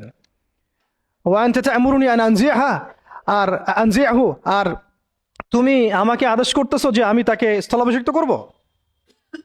তুমি ফিরে যাও, প্রস্তুতি গ্রহণ করো, সাহাবীদেরকে বলো প্রস্তুতি নিতে, তার ওসামার জাইশে যাবে। তো সে হচ্ছে ওসামা বিন যায়েদ রাদিয়াল্লাহু আনহু, আসছেন উম্মে আইমান রাদিয়াল্লাহু আনহার গর্ভ থেকে, জান্নাতি নারী। তো জান্নাতি নারীর জন্য রূপ সৌন্দর্য শর্ত না, জান্নাতি নারীর জন্য কি শর্ত না, রূপ সৌন্দর্য শর্ত না, তাকওয়া ঈমান এগুলো শর্ত। এরকম বিয়েও তিনি করেছেন নবী সাল্লাল্লাহু আলাইহি ওয়াসাল্লামের পছন্দ মতো। আবার তিনি জাইনাব বিনতে জাহাশ রাদিয়াল্লাহু আনহাকেও বিয়ে করেছিলেন। জাইনাব বিনতে জাহাশ রাদিয়াল্লাহু আনহাকে বিয়ে করেছিলেন, কিন্তু একটু শেষ করে দিচ্ছি, 5 মিনিট, একটু ধৈর্য ধরেন। জাইনাব বিনতে জাহাশ রাদিয়াল্লাহু আনহাকে তিনি বিয়ে করেছিলেন, এটাও নবী সাল্লাল্লাহু আলাইহি ওয়াসাল্লামেরই তত্ত্বাবধানে হয়েছিল। নবী সাল্লাল্লাহু আলাইহি ওয়াসাল্লাম জাইনাব বিনতে জাহাশ রাদিয়াল্লাহু আনহাকে বলেছিলেন যে যায়েদকে বিয়ে করো, যায়েদ আমার অনেক প্রিয় ভাজন। আর জাইনাব বিনতে জাহাশ রাদিয়াল্লাহু আনহা আল্লাহর নবীর ফুফাতো বোন ছিলেন, যে বোনকে বিয়ে দিয়েছেন যায়েদ বিন হারেসা রাদিয়াল্লাহু আনহুর সাথে। কিন্তু দাম্পত্য জীবনে মানে স্টেবিলিটি ছিল না, দাম্পত্য জীবনে একদম নির্ঝঞ্ঝাট ছিল না জীবনটা, একটু সমস্যা হচ্ছিল। কারণ যায়েদ রাদিয়াল্লাহু আনহু গোত্রগতভাবে কি ছিলেন, দাস, আরবের ট্রেডিশন অনুযায়ী বলছি আর কি, গোত্রগত হবে নিচু গোত্রের, ওই ওই সেন্সে আর কি, আমরা ইসলামের সেন্সে কথা বলছি না, আরবের ওই যে প্রচলিত যে একটা প্রথা ছিল ওই সেন্সে। আর জাইনাব বিনতে জাহাশ রাদিয়াল্লাহু আনহা উচ্চ বংশের, আন্ডারস্ট্যান্ডিংয়ে একটু প্রবলেম হতে পারে, হচ্ছিল এটা। ভুলেও কখনো কোনো সাহাবী সম্পর্কে সমালোচনা করবেন না, এটা আমাদের আহলুস সুন্নাহ ওয়াল জামাআর আকীদা উসুল নয়। কোনো সাহাবী সম্পর্কে না, সাহাবীদের মধ্যে যা হয় হয়ে যাক, যুদ্ধও যদি হয়ে যায় তবুও সমালোচনা করা যাবে না, এই আকীদা যেন ঠিক থাকে। যারাই সাহাবীদের সমালোচনা করে তারা আহলুস সুন্নাহ ওয়াল জামাআতের আকীদা থেকে সরে গেছে। তো এখানে সাহাবীদের কোনো সমালোচনার সুযোগ নাই, কিন্তু দাম্পত্য জীবনে মনোমালিন্য হচ্ছিল, এটা খুব স্বাভাবিক বিষয়। বহু সাহাবীর জীবনে এমন অনেক ঘটনাই ঘটেছে, একাধিক বিয়ে, একাধিক তালাক, একাধিক অনেক কিছু হয়েছে। এটা মানুষ হতে পারে, কখনো ভ্যালিড কারণ থাকতে পারে, কখনো মানুষ শয়তানের প্ররোচনা থাকতে পারে, কখনো জিন শয়তানের প্ররোচনা থাকতে পারে, কখনো আরো অন্য কিছু হতে পারে। তো যাই হোক, এখন তালাক হয়ে গেছে। যায়েদ বিন হারিসা রাদিয়াল্লাহু আনহু জাইনাব বিনতে জাহাশ রাদিয়াল্লাহু আনহাকে তালাক দিয়ে দিয়েছে। এরপরে নবী সাল্লাল্লাহু আলাইহি ওয়াসাল্লাম বিয়ে করেছেন জাইনাব বিনতে জাহাশ রাদিয়াল্লাহু আনহাকে। এইটা নিয়ে আরবের মধ্যে একটু কথা ছড়াছড়ি হচ্ছিল যে পালক পুত্রের স্ত্রীকে বিয়ে করেছে, আরবের মানুষ এটা নিয়ে কানাঘোষা করছিল আর কি। তখন আল্লাহ রাব্বুল আলামিন আয়াত নাজিল করেছিলেন, সূরা আহজাবের মধ্যে আছে যে মুহাম্মদ সাল্লাল্লাহু আলাইহি ওয়াসাল্লাম তোমাদের মধ্যে কোনো পুরুষের পিতা নন, মা কানা মুহাম্মাদুন আবা আহাদিম মির রিজালিকুম ওয়ালাকিন রাসূলুল্লাহি ওয়া খাতামান নবিয়্যিন। আর এই সূরার মধ্যেই মনে হয় 37 নম্বর আয়াতে, 36 বা 37 নম্বর আয়াতের দিকে যায়েদ রাদিয়াল্লাহু আনহুর এই ঘটনা আছে। যখন যায়েদ তালাক দিল, তুমি চক্ষু লজ্জা করলে, মানুষকে লজ্জা করলে, কিন্তু আল্লাহ রাব্বুল আলামিন বিধানদাতা, তিনি বিধান দিলেন যে পালক পুত্রের বিষয়টা আরবরা যেভাবে ডিল করে সেটা আল্লাহ রাব্বুল আলামিনের ওহী নয় বা আল্লাহ পাকের বিধান নয়। এটা বিস্তারিত পড়তে পারবেন। তো এটাও একটা ঘটনা ঘটে গিয়েছিল।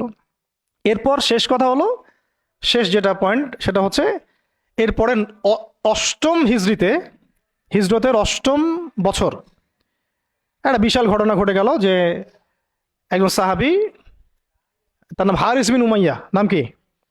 হারিস বিন উমাইয়া।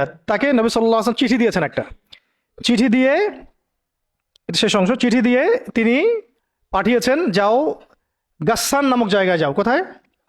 গাসসান। এটা জর্ডান আছে না, জর্ডান, এই জর্ডানের একটা জায়গা হলো গাসসান। এই গাসসান নামক জায়গায় যাও, সেখানে একজন গভর্নর আছে, তার নাম সুরাহাবিল। কি নাম? তাকে পত্রটা দিবা, দিয়ে ইসলাম কবুল করতে বলবা। তো হারিস বিন উমাইয়া রাদিয়াল্লাহু আনহু গিয়েছেন। এবার এরা এত বেশি উদ্ধত ছিল, সাহাবীকে ধরে হত্যা করে দিয়েছে। নাউজুবিল্লাহ। তিনি কিন্তু রাষ্ট্রদূতকে হত্যা করা জঘন্য অপরাধ, এমনিতেই অপরাধ, তার মধ্যে রাসূলের রাষ্ট্রদূত সাহাবী, তিনি, তাকে এভাবে হত্যা করে দেয়া হলো। কয়জন সাহাবীকে হত্যা করলো? কয়জন? এর আগে আমি একটা ঘটনা বলছিলাম না, বনু কাইনুকার ঘটনা। একজন নারী সাহাবীকে টিস করেছিল, আরেকজন সাহাবী প্রতিবাদ করেছিলেন, সেই সাহাবীকে মেরে ফেলা হয়, হত্যা করা হয়, শহীদ করা হয়। নবী সাল্লাল্লাহু আলাইহি ওয়াসাল্লাম পুরা বনু কাইনুকার সাথে যুদ্ধ করেছেন। এখানেও দেখেন একজন সাহাবী হারিস বিন উমাইয়া রাদিয়াল্লাহু আনহুকে হত্যা করা হলো। এবার নবী সাল্লাল্লাহু আলাইহি ওয়াসাল্লাম 3000 সেনাবাহিনী গঠন করলেন। কত হাজার? আচ্ছা, এখন শুনেন, আমি একটা দলিল দিতে চাইলাম যে দেখেন, সারা বিশ্বে চায়নার কথা বলেন, সিরিয়ার কথা বলেন, রোহিঙ্গাদের কথা বলেন, আরাকানের কথা বলেন, আপনি কাশ্মীরের কথা বলেন, আফগানের কথা বলেন, তারপরে এই যে আফ্রিকার কন্টিনেন্টের কথা বলেন, আফ্রিকা, মালি, নাইজেরিয়া, সোমালিয়া, আর মধ্যপ্রাচ্যের কথা আর কি বলবো, Yemen, Libya, Jordan, Lebanon, Palestine, Gaza, এই সারা বিশ্বে যত মুসলমান আছে তাদের মধ্যে কত লক্ষ মুসলমানকে হত্যা করার পরেও এই সিদ্ধান্ত এখন উম্মাগতভাবে আমরা নিতে পারি নাই, যেটা নবী সাল্লাল্লাহু আলাইহি ওয়াসাল্লাম বনু কাইনুকার এগেনস্টে নিয়েছিলেন আর এই রোমানদের এগেনস্টে নিয়েছিলেন। একজন নারী সাহাবীকে শ্লীলতাহানি করা, আরেকজন সাহাবী তাকে বাঁচাতে এসে তার পক্ষে প্রতিবাদ করায় তাকে হত্যা করা, এবং নবী সাল্লাল্লাহু আলাইহি ওয়াসাল্লাম পুরা বনু কাইনুকাকে উচ্ছেদ করলেন। এখানে সুরাহবিল কি করেছে? একজন সাহাবীকে হত্যা করেছে, রাষ্ট্রদূত হারিস বিন উমাইয়া। নবী সাল্লাল্লাহু আলাইহি ওয়াসাল্লাম 3000 সৈন্য পাঠিয়ে দিচ্ছেন। আর এখন উম্মার দিকে তাকান, যে রাষ্ট্রগুলোর কথা আমি বললাম আমাদের সহ সব জায়গায়, আমাদেরটা অন্যভাবে ডিল করি আমরা, বাইরের সব রাষ্ট্রগুলো, এই রাষ্ট্রগুলোতে কত হাজার সৈন্য না, কত হাজার নিরপরাধ মুসলিমকে হত্যা করা হয়েছে। সংখ্যাটা কি হাজারে না লাখে? কত হাজার বা লাখ বাচ্চাদেরকে হত্যা করা হয়েছে, কত হাজার বা লাখ মা বোনদেরকে হত্যা এবং ধর্ষণ করা হয়েছে। তারপরে উম্মাগতভাবে আমরা এখন এই সিদ্ধান্তে আসতে পারি নাই, যে সিদ্ধান্ত নবী সাল্লাল্লাহু আলাইহি ওয়াসাল্লাম তাৎক্ষণিক নিয়ে ফেললেন। আমার রাষ্ট্রদূতকে হত্যা করেছে, 3000 সৈন্য রেডি, এবং তারা কিন্তু সুপার পাওয়ার। রোমানরা তখন কি সুপার পাওয়ার, এটা দেখারও সময় নাই যে তার কাছে কি অস্ত্র আছে, তাদের ক্ষমতা কতটুকু, তাদের কাছে কি আছে, তাদের সৈন্য সংখ্যা কত, আয়তন সংখ্যা কত, ওদের অর্থনীতি কত সমৃদ্ধ, কোনো কিছুর পরোয়া সাহাবায়ে কেরাম করেন নাই। 3000 সৈন্য রেডি করে এই বাহিনীর পতাকা হাতে তুলে দিলেন সাহাবী যায়েদ ইবনে হারেসা রাদিয়াল্লাহু আনহুর হাতে। কার হাতে? চিন্তা করেন, তায়েফের সাথী, রাসূল সাল্লাল্লাহু আলাইহি ওয়াসাল্লাম প্রিয় ভাজন, তায়েফের সাথী, জান্নাতি নারীকে বিয়ে করেছেন, এবং বলে দিলেন যদি জায়েদ শহীদ হয়, যদি জায়েদ শহীদ হয়, কথার বলার উদ্দেশ্যই হচ্ছে জায়েদ শহীদ হবে, জায়েদ শহীদ হবে, হতে পারে ইনশাআল্লাহ, তাহলে পতাকা উঠায় নেবে আব্দুল্লাহ বিন রওয়াহা রাদিয়াল্লাহু আনহু। যদি আব্দুল্লাহ বিন রওয়াহা শহীদ হয়, পতাকা উঠাই নেবে জাফর ইবনে আবি তালেব। যদি জাফর শহীদ হয় বা আব্দুল্লাহ বিন রওয়াহা শহীদ হয়, তাহলে পতাকা তোমাদের মধ্য থেকে কাউকে তোমরা আমির বানায় নিও। হ্যাঁ, পরে ছিল সেখানে খালিদ বিন ওয়ালিদ রাদিয়াল্লাহু আনহু। তো তিনি তখন নতুন নতুন ইসলাম কবুল করেছেন, তাই সবার আগে তাকে আমির করা হয় নাই। খালিদ বিন ওয়ালিদ রাদিয়াল্লাহু আনহু প্রায় 100টার মতো যুদ্ধ করেছেন ইসলামের পক্ষে, কোনো যুদ্ধে তিনি হারেন নাই, কোনো যুদ্ধে পরাজয় বরণ করেন নাই। উহুদের যুদ্ধে বিপর্যয় তো তার হাত দিয়ে হয়েছে, তাই না? তো তিনি যুদ্ধ কৌশলে অনেক পারদর্শী, খালিদ বিন ওয়ালিদ রাদিয়াল্লাহু আনহু। এখানে আমরা ফোকাস করতেছি একজন সাহাবীর দিকে, বাকি অন্য অন্য ঘটনা ইনশাল্লাহ অন্যদিন হবে, আজকে শেষ করে দিচ্ছি। যায়েদ ইবনে হারেসা রাদিয়াল্লাহু আনহুর হাতে পতাকা দেওয়া হলো। হ্যাঁ, তো তিনি গেলেন ওখানে, যখন যাওয়ার পরে দেখলেন যে সুবহানাল্লাহ, কোথায় আমরা 3000, আর এদের মধ্যে তো রোমান সৈন্যই 1 লাখ। রোমান সৈন্য হচ্ছে 1 লাখ সৈন্য, এটা কোনো যুদ্ধ হয় নাকি? 1 লাখ সৈন্য একদিকে, একদিকে 3000 সৈন্য দাঁড়ায় আছে, এটা কোনো যুদ্ধ হয় কখনো? এই যুদ্ধ, এইরকম সৈন্য সংখ্যা থাকলে, এরকম কুওয়াতের ব্যাপার থাকলে, কোনো স্কলারশিপ অফ ইসলামও এখন বলবে না যে ওদের সাথে যুদ্ধ করা যায়। কোনো আলেমও মনে হয় ভুলেও ফতোয়া দিবে না যে তাদের সাথে যুদ্ধ করা যায় যেতে পারে। তোমরা কি পাগল হয়েছো? তাদের সাথে যুদ্ধ করতে যাও, ওদের 1 লাখ, তোমাদের 3000। মনে তো হয় কেউই হয়তো এই ফতোয়াটা দিবে না যে এটা হতেও পারে। ইসরায়েলে এত পাওয়ার, তোমরা কিসের জন্য হামাসের পক্ষে কথা বলো? আমেরিকা এত বড় সুপার পাওয়ার, তালেবানরা পারবে ওদের সাথে? এরকমই তো কথা চলতেছে সবে, না? বাংলাদেশের মুসলমান, পাকিস্তানের মুসলমান, আফগানের মুসলমানদের কি আছে? ভারতের এত বড় বড় পারমাণবিক অস্ত্র আছে। ভাবটা তো এইরকমই না? এবং এগুলোকে হিসাব কিতাব করে অনেকেই, অনেক কাফেররা বলে বলুক, মানে ফাসেকরা বলে বলুক, মোরতাদরা বা রামবাম প্রগতিশীল, এরা তো যা ইচ্ছা তাই বলেই, ওদের কথা আমরা কখনো দেখিও না। কিন্তু ইসলামপন্থী বহু মানুষও বলে যে তোমরা তো সুইসাইড করতে চাচ্ছ, দেখি সুইসাইড অ্যাটেম্প্ট হবে এটা। ওরা এত শক্তিশালী, আমাদের কিছুই নাই, অর্থনীতি দুর্বল, জনবল দুর্বল, আমাদের সংখ্যা দুর্বল, অস্ত্র শস্ত্র দুর্বল। মুসলমানরা কখনো এগুলোর বলে কখনো জয়লাভ করে নাই। মুসলমানরা জয়লাভ করেছে সবসময় ইমানের বলেই, এটা ছিল মূল হাতিয়ার। তারপরে যুগের প্রয়োজনে আধুনিকতার প্রয়োজন আছে, সেটা ইমান বিবর্জিত না, ইমানটা সবার আগে। ইমানই তো পরাজয়, অস্ত্র দিয়ে তো আর কিছু করতে পারবেন না। এখন যদি আমাদেরকে পারমাণবিক বড় বড় অস্ত্র দিয়ে দেওয়া হয়, তবুও তো মনে হয় যুদ্ধের পথে কেউ হাঁটতে চাবে না, জিহাদের পথে কেউ হাঁটতে চাবে না, বলবে যে এটা তো সুইসাইড অ্যাটেম্প্ট হবে। ওরা তো, ন্যাটো তো এতগুলো দেশের সমন্বয় গঠিত, ইসরায়েলের সাথে তো এত এত কান্ট্রি আছে, তোমাদের সাথে কারা আছে? ইসরায়েলের সাথে এত বড় বড় কান্ট্রি তো আছেই, 50টা, 60টা, 70টা। হামাসকে তো এখনো নির্মূল করতে পারলো না। পারছে? আমেরিকার সাথে তো এত বড় বড় রাষ্ট্র ছিল, তালেবানদেরকে তো নির্মূল করতে পারে নাই। তো মিসাল তো এখনো দেখা যায় পৃথিবীর বুকে। তো জাতিগতভাবে আমরা ওই জায়গায় হাঁটতেই পারি নাই, ওই ওই পথে আমরা হাঁটতে পারি নাই। শুধু দাওয়াত দিয়ে সারা বিশ্বে খিলাফা কায়েম হবে না। যারা বলে দাওয়াতই একমাত্র মেহনত, শুধুমাত্র দাওয়াত দিয়ে সারা বিশ্বে খিলাফা কায়েম হবে না, ইসলামী ইমারা কায়েম হবে না। আপনারা 100 বছর দাওয়াত দিতে থাকেন, ইমারা কায়েম হবে না। শুধু দাওয়াত দিয়ে রাসূল সাল্লাল্লাহু আলাইহি ওয়াসাল্লাম একেবারে আরব আজম এইটা জয় করেন নাই। দাওয়াতের সাথে জিহাদও ছিল। হ্যাঁ, এটা আলাদা আলোচনা যে এটা শর্ত কি হবে, প্রস্তুতি কি হবে, উসুল কি হবে, এটা আলোচনা করতে চাইলে আলোচনা হতে পারে। আলোচনার তো জায়গায় রাখেন নাই আপনারা, সব তো বন্ধ, তো দরজাই বন্ধ।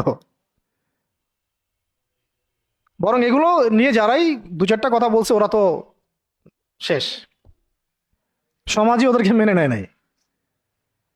ইসলামপন্থী ভাই বোনরাই মেনে নেয় নাই, কাফেররা মানা তো বহুত দূরের কথা। কাফেররা তাদের মাথার দাম নির্ধারণ করছে আর কি। কিন্তু আস্তে আস্তে বিশ্ব এদিকে যাবেই, আমরা চাই আর না চাই, আমরা চাই আর না চাই, ওয়ার্ল্ড এদিকে যাবে, আখিরুজ্জামান এদিকেই যেতে থাকবে। তো আল্লাহ পাক আমাদের নসিবে যদি এটা থাকে এবং আমাদের উপরে যদি এটা কোনো না কোনোভাবে অবধারিত হয়ে যায়, আল্লাহ পাক আমাদেরকে কুওয়াতের সাথে অংশ নেওয়ার তৌফিক দেন। এবং সব দিক থেকে, আধ্যাত্মিকভাবে, ইমানের দিক থেকে, আমলের দিক থেকে, আখলাকের দিক থেকে, সমাজের দিক থেকে, জ্ঞানের দিক থেকে আল্লাহ পাক ওই রকম চেতনা এবং প্রস্তুতি আমাদের মনের মধ্যে দান করে দেন।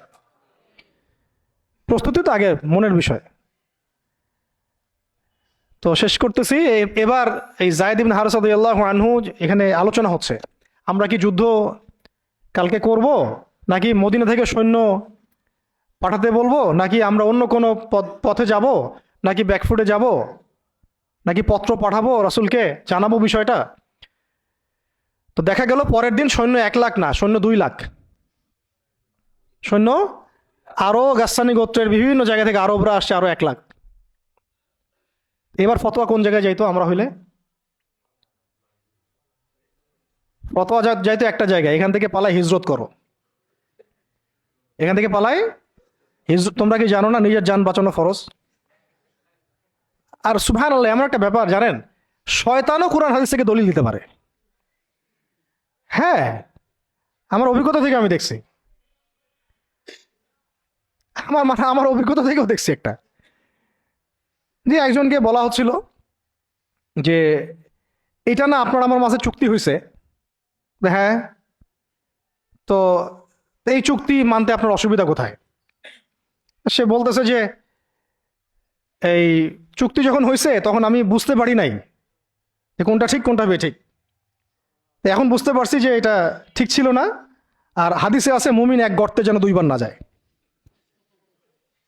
আমাকে হাদিস দিয়ে দলিল দিয়ে দিল, কি বুঝলেন? তো এমন একটা অবস্থা যে দলিল কোরআন হাদিস থেকে এখন মনে হয় শয়তানও দিতে পারে। আল্লাহ পাক আমাদেরকে হেফাজত করেন। তো আলেমদের সংস্পর্শে থাকতে হয় এই কারণেই, তাহলে আমরা বুঝতে পারবো না যে আসলে কোনটা পরিশুদ্ধ দলিল, গ্রহণযোগ্য দলিল। শেষ কথা হচ্ছে, এবার দেখা গেল 2 লাখ সৈন্য, এখানে আলোচনা হচ্ছে যুদ্ধ হবে কি হবে না। একজন সাহাবী আব্দুল্লাহ বিন রওয়াহা, যিনি কমান্ডার ছিলেন পরে, তিনি বললেন যে তিনি এমন একটা জ্বালাময়ী বক্তব্য দিলেন, ওই বক্তব্য শুনে সাহাবায়ে কেরাম একদম ডিটারমাইন্ড হয়ে গেলেন যে কালকে যুদ্ধ হবে। আমরা চিঠিও পাঠাচ্ছি না, আমরা ফিরেও যাচ্ছি না, মদিনা থেকে আমরা ব্যাকআপ, আমাদের সৈন্য দরকার নেই। বিশাল বক্তব্য ছিল, এটা সিরাতের কিতাবে আছে, শুধু এতটুকু বলতেছি। উনি 2টা লাইন বলেছেন স্পেশালি। একটা হলো যে, হে আমার ভাইরা, আমরা কি উদ্দেশ্যে বাসা থেকে বের হয়েছি আজকে? আমরা কি অর্জনে বের হই নাই? সাহাবীরা বলছেন হ্যাঁ। যদি আমরা কালকে যুদ্ধ করি এবং শহীদ হই, তাহলে আমরা জান্নাতে হুর ইনদের সাথে আমাদের মঞ্জিল, আমাদের বাসস্থান ইনশাআল্লাহ অবধারিত হয়ে যাবে। আর যদি আমরা গাজী হই, তাহলে আমরা সারা জীবন আল্লাহর কাছে সম্মানিত থাকব। আর যদি আমাদের দেহকে কেটে দ্বিখণ্ডিত করে ফেলা হয়, তো এটার জন্যই তো আমরা বাসা থেকে বের হয়েছি। এরকম কয়েকটা কথা উনি বললেন, অল্প কথা। কোনো সাহাবী আর দ্বিতীয় কোনো বাক্য ব্যয় করলেন না।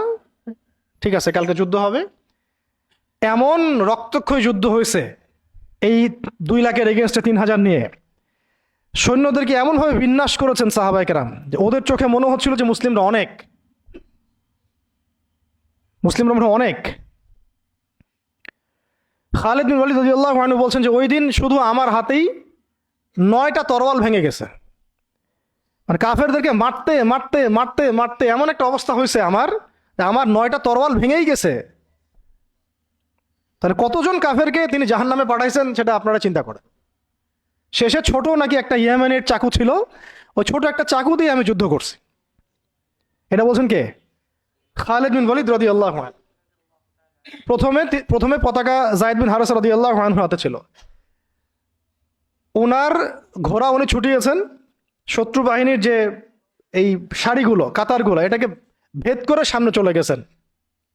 তার যতগুলো আঘাত সবগুলো দেহের সামনের দিকে বেশি, পিছনের দিকে নাই। মানে পিছন থেকে আক্রমণ করতে তাকে পারতেছে না। আর যে মানুষ তায়েফের বুকে পাথর নিয়ে এখানে আসছেন, যে মানুষের জীবনে এত চড়াই উতরাই চলে গেছে, এবং যে মানুষ তার প্রিয়তমাকেও ছাড়তে হলো, সেই মানুষের জন্য শাহাদাতের চেয়ে সৌভাগ্যের আর কি হতে পারে, আর কাঙ্ক্ষিত আর কি হতে পারে? দুনিয়া তো তার দেখা শেষ, দুনিয়া তো তার দেখা শেষ। তিনি তো এখন চাচ্ছেন জান্নাতে যেতে, এই মাঠ থেকে যেন তিনি ফিরতেই চাচ্ছেন না। আর যেহেতু নবী সাল্লাল্লাহু আলাইহি ওয়াসাল্লাম বলেছেন যদি যায়েদ শহীদ হয় তাহলে তুমি পতাকা নিও, তো তিনি তো জানেন তিনি আর ফিরবেন না। আর কোনো সাহাবী ফেরার জন্য কখনো ময়দানে যান নাই, তো তিনি সেখানে শহীদ হয়ে যান। তার গায়ে প্রায় 50টা আঘাতের চিহ্ন ছিল। দূর থেকে একটা বর্ষাও কিন্তু খুব কঠিন বিষয়। একটা লোহার বর্ষা গায়ের ভিতর ঢুকে যাওয়া এত চারটাখানি কথা না, এর চেয়ে তো বুলেট লাগাও সহজ মনে হয়। একটা বর্ষা ঢুকে যাওয়া আর সেই অবস্থায় যান চলে যাওয়া, এইভাবে তার শাহাদত হলো। যায়েদ বিন হারেসা রাদিয়াল্লাহু আনহুর নাম ইতিহাসে অমর হয়ে থাকলো। এরপরে পতাকা হাতে নেন আব্দুল্লাহ বিন রাওয়াহা রাদিয়াল্লাহু আনহু। তার ব্যাপারে ইনশাআল্লাহ আরেকদিন কথা হবে। তিনি তো নিজের মনে ঘোড়ার পা কেটে ফেলছেন। তিনি এবং জাফর ইবনে আবি তালিব রাদিয়াল্লাহু আনহু তারা ঘোড়ার পা কেটে ফেলছেন, যাতে ঘোড়ায় চড়ে পালিয়ে যাওয়ার কোনো সুযোগ চিন্তাও মাথায় না আসে। এবং তিনি একটা কবিতা আবৃত্তি করেছিলেন। আব্দুল্লাহ বিন রাওয়াহা রাদিয়াল্লাহু আনহু অনেক বড় মাপের কবি ছিলেন, এত সুন্দর লিখতে পারতেন, কবিতা আবৃত্তি করতে পারতেন, বলতে পারতেন। এটা অনন্য ছিল তার কাছে। খন্দকের দিন তিনি কবিতা আবৃত্তি করছিলেন, আল্লাহুম্মা লাউলা আনতা মাহতাদাইনা ওয়ালা তাসাদদাকনা ওয়ালা সাল্লাইনা, এরকম করে কবিতা আবৃত্তি করছিলেন। নাহনু আল্লাযী বায়উ মুহাম্মাদা আলাল জিহাদি মা বাকিনা মিন্না আলাল জিহাদি মা বাকিনা আবাদা। আরবি কবিতাগুলো সুবহানাল্লাহ এত সুন্দর। তো তিনি কবিতা আবৃত্তি করতে করতে যুদ্ধ করতে করতে শহীদ হয়েছেন আব্দুল্লাহ বিন রাওয়াহা রাদিয়াল্লাহু আনহু। এরপরে জাফর রাদিয়াল্লাহু আনহু পতাকা নেন এবং যে হাতে পতাকা নিয়েছেন সে হাতটা কেটে পড়ে গেছে। একজন আঘাত করছে রোমান সৈন্যদের মধ্যে। রোমানরা অনেক প্রশিক্ষিত ছিল, তার মধ্যে 2 লাখ নিয়ে আসছে। একজন সাহাবীর চারপাশে কতজন ঘিরে ফেলছে এটা তো ঠিক নাই। এগুলো আমরা কি দেখি গণতান্ত্রিক মারামারি, এগুলো তো কিছু না। ওটা তো সম্মুখ সমরের ব্যাটল ফিল্ড ছিল। আর সম্মুখ সমরের ব্যাটল ফিল্ড এখন কি মিসাইল মারা হয় দূর থেকে, এক জায়গা থেকে মিসাইল মারছে আরেক জায়গায় গিয়ে পড়তেছে। কাপুরুষের যুদ্ধ এগুলো তো কাপুরুষদের যুদ্ধ। এটা ছিল সম্মুখ সমর ব্যাটল, এটাই ছিল ব্যাটল। একজনকে মিনিমাম এখানে 50 জনের সাথে ডিল করতে হচ্ছে। আর চিন্তা করেন সাহাবীরা কি কি পারদর্শী ছিলেন যুদ্ধে, কি পরিমাণ সাহসী ছিলেন, কি পরিমাণে তারা দুরন্ত ছিলেন, হ্যাঁ, কি পরিমাণে তারা দুঃসাহসী ছিলেন। শুধু সাহসী বললে ভুল হবে, দুঃসাহসী ছিলেন। কি শৌর্যবীর্য ছিল আর কি পরিমাণ কৌয়াত ছিল তাদের কাছে, আর কত প্রশিক্ষিত স্কিল ছিলেন তারা, যে একাই 10 জন 20 জন 50 জনকে বার্তা দিতেন না। তো আর আমাদের তো সব যুদ্ধ আর ফেসবুকে, আর কি যত কাজ সব ফেসবুকে। অর্থাৎ বাস্তবিকভাবে কিন্তু দেখবেন যে 1 জন 2 জনের সাথেও ফাইট করার মতো হয়তো ওই ক্যাপাবিলিটিও নাই। ওর চেয়ে দেখা যায় কাফেররা অনেক শক্তিশালী হয়ে বসে আছে। তো এগুলো আবেগ ছাড়তে হবে, বাস্তববাদী হতে হবে। ঈমান আমল তাকওয়ার সাথে সব ধরনের প্রিপারেশন যেটাকে আমরা বলি এদাদ, শারীরিক মানসিক সব দিক থেকে প্রস্তুতির দরকার আছে। আর এটা মুসলিম রাষ্ট্রের সেনাবাহিনীর কাজ, মুসলিম রাষ্ট্রের সেনাবাহিনী, অন্যান্য ফোর্সদেরও কাজ এগুলা। তাদেরকে তো এইসব চেতনা কখনো মনে শোনানোই হয় নাই। যা শুনে তারা হয়তো সেটা ব্যক্তিগতভাবে তারা শোনে। সিস্টেম তো এরকম না, সিস্টেম তো তাদেরকে এইসব জাজবায় কখনো উদ্বুদ্ধই করবে না যে আপনারা একটা ভালো প্রফেশনে আছেন, যদি এই প্রফেশনের দিক থেকে অনেস্ট থাকতে পারেন, সৎ থাকতে পারেন, আল্লাহর জন্য যুদ্ধ করতে পারেন, শহীদ হয়ে যাবেন। এটা কি বলা হয়? বরং বলা হয় আমার জাতিসংঘের মিশনে যান, ওখানে গেলে টাকা পাবেন। আর ওই মিশন কাফেরদের পক্ষে, মুসলমানদের বিরুদ্ধে মুসলমানকে লাগায় দেয়, রাখে ওদের ভাড়াটে সৈন্য হিসেবে কাজ করায়। আমাদের শক্তি তারা নিচ্ছে, আমাদের জনবল নিচ্ছে, নিয়ে আমাদের এগেনস্টেই প্রয়োগ করতেছে। আল্লাহ পাক আমাদের ভাইদেরকে বুঝ দেন। ইনশাল্লাহ ভাইরাও বুঝবে একদিন না একদিন। এই বুঝ ঠেকা রাখা যাবে না। এই হেদায়েত, এই বুঝ, এই আলোগুলো কেউ ঠেকা রাখতে পারবে না। আল্লাহ দিল থেকে দিলে ছড়াই দিবেন ইনশাল্লাহ। কোনো কিছু করে কোনো লাভ হবে না, মানে কোনো কিছু করেই কোনো লাভ হবে না। কাউকে দমায় দেওয়া, থামায় দেওয়া, কোনো জাতিগোষ্ঠীকে নির্মূল করা, রাজনৈতিক আগ্রাসন, অর্থনৈতিক স্যাংশন, কিছু করে লাভ হবে না। এই আলো এবং এই জজবা, এই আগুন দিল থেকে দিলে আল্লাহ জ্বালাই দিবেন ইনশাআল্লাহ। এটা জাস্ট সময়ের ব্যাপার, শুধু সময়ের ব্যাপার এগুলা। শেষমেশ আরেকটা হাতে যখন পতাকা নিয়েছেন তিনি, এই হাতটাও কেটে পড়ে গেছে। ওই অবস্থা চিন্তা করেন, তখন তিনি বুকের সাথে পতাকাটাকে এভাবে জড়ায় ধরে রাখছে। কে? জাফর ইবনে আবি তালিব রাদিয়াল্লাহু আনহু। ব্যাস, তারপরে কাফের কয়েকজন এসে তাকে দ্বিখণ্ডিত করে ফেলে। জর্ডানে এখনো তাদের রওজা, কবর এখনো আছে, তাদের কবর এখনো ওখানেই আছে, মোতার প্রান্তরেই আছে। এইভাবে মুসলিমদের মধ্যে শহীদ হয়েছে মাত্র 12 জন সাহাবী। মাত্র 12 জন সাহাবী শহীদ হয়েছেন এই যুদ্ধে, মোতার যুদ্ধে। আর আমি তো বললাম খালিদ বিন ওয়ালিদ রাদিয়াল্লাহু আনহু একাই 9টা তরোয়াল ভাঙছেন।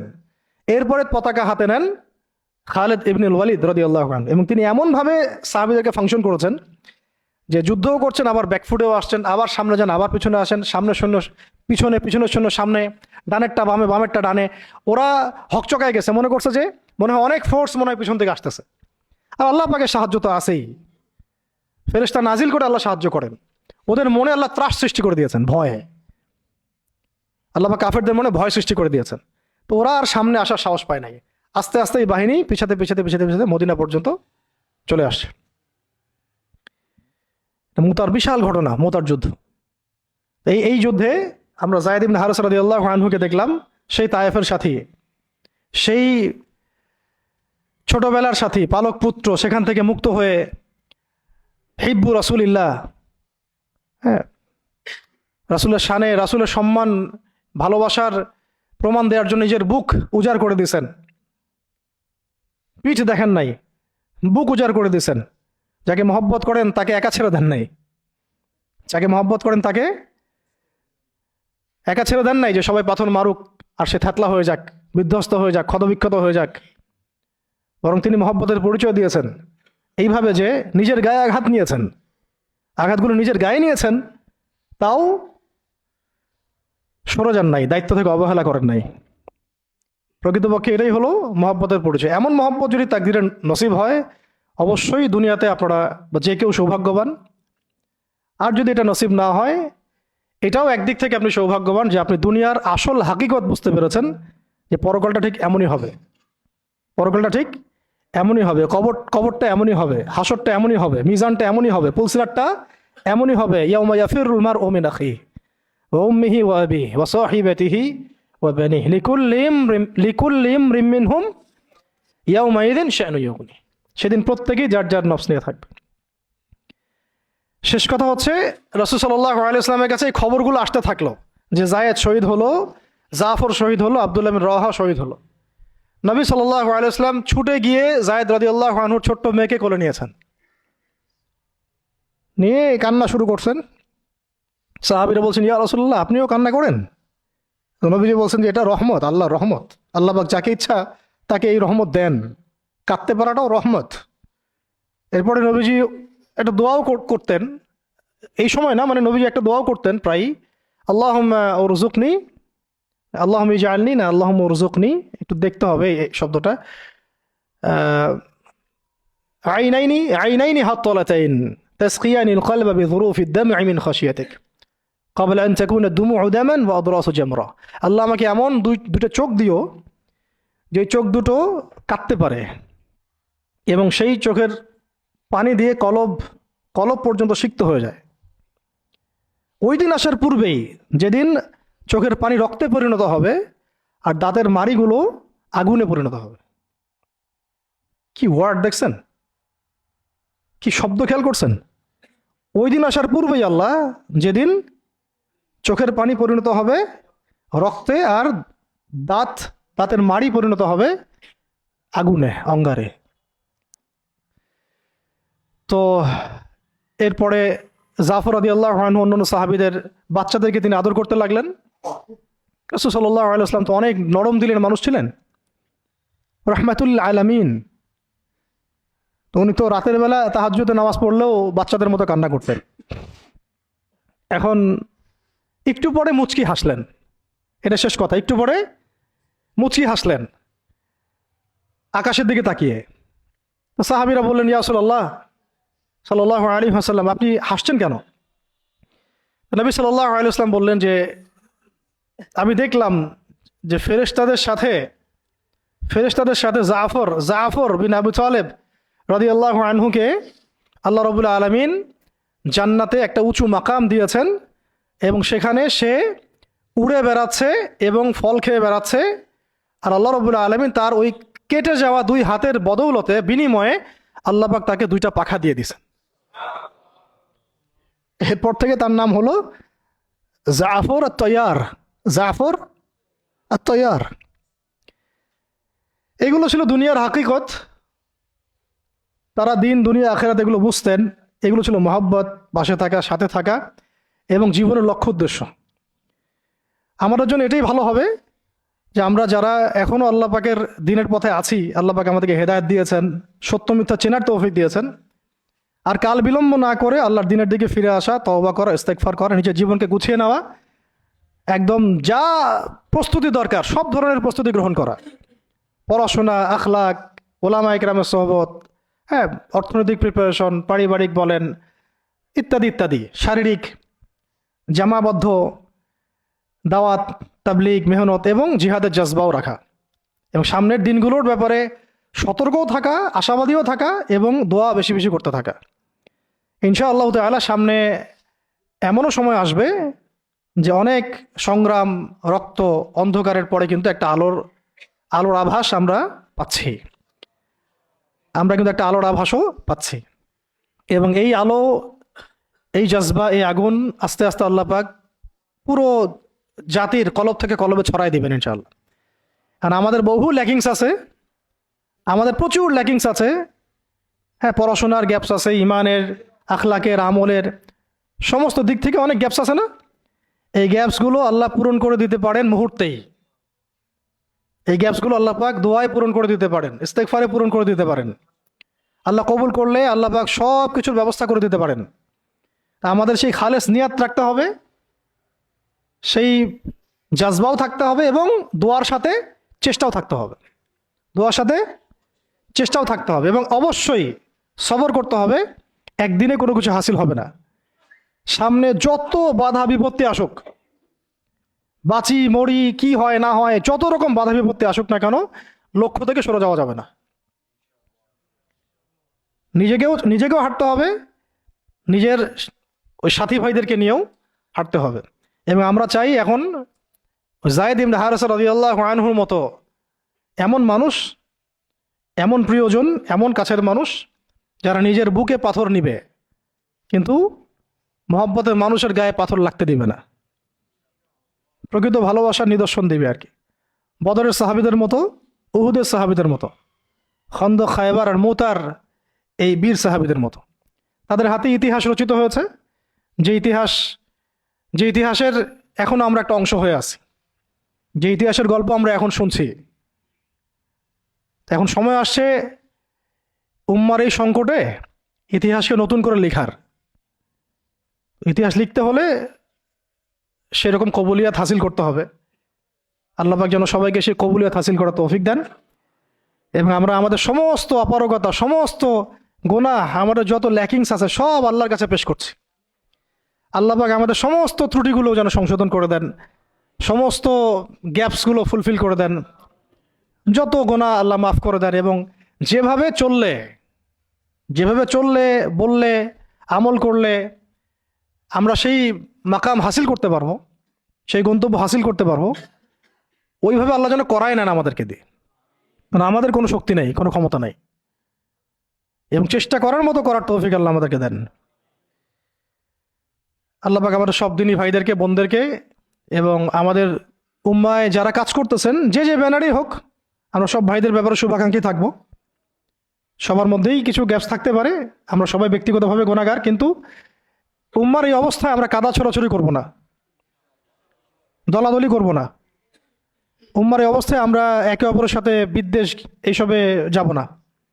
হ্যাঁ, আমরা আমাদের মতো করে হৃদ্যতার বন্ধনটা ঠিক রাখার চেষ্টা করব। আর হকার বাতিল আল্লাহ পাক জানেন, আল্লাহ পাক হকপন্থীদেরকে বিজয় দিবেন ইনশাআল্লাহ। ঠিক আছে? আর লৌকিকতা থেকে বেঁচে থাকতে হবে। লৌকিকতা, লোক দেখানো বিষয়, এই অনলাইন অ্যাক্টিভিজম, অনলাইনের যে আসক্তি, হ্যাঁ, এইটাকে ইলিউশনের একটা জগৎকে বাস্তব মনে করা, এই সব বিষয়গুলো থেকে ফারেক থাকা। মাঠ পর্যায়ে কাজ করতে হবে। মাঠ পর্যায়ে যে ভাইরা কাজ করতেছেন তাদের সাথে থাকা দরকার আছে, এবং আমাদের যে মুসলিম ভাইরাই কাজ করতেছেন সবার হাত শক্তিশালী করার দরকার আছে। ঠিক আছে? আল্লাহ পাক আমাদের সবাইকে সাহাবীদের মতো কবুল করেন। আল্লাহ পাক আমাদের সবাইকে সাহাবায়ে কেরামের সেই আকীদা, আমল, মানহাজ এবং সেই তরিকা মোতাবেক চলার তৌফিক দান করেন।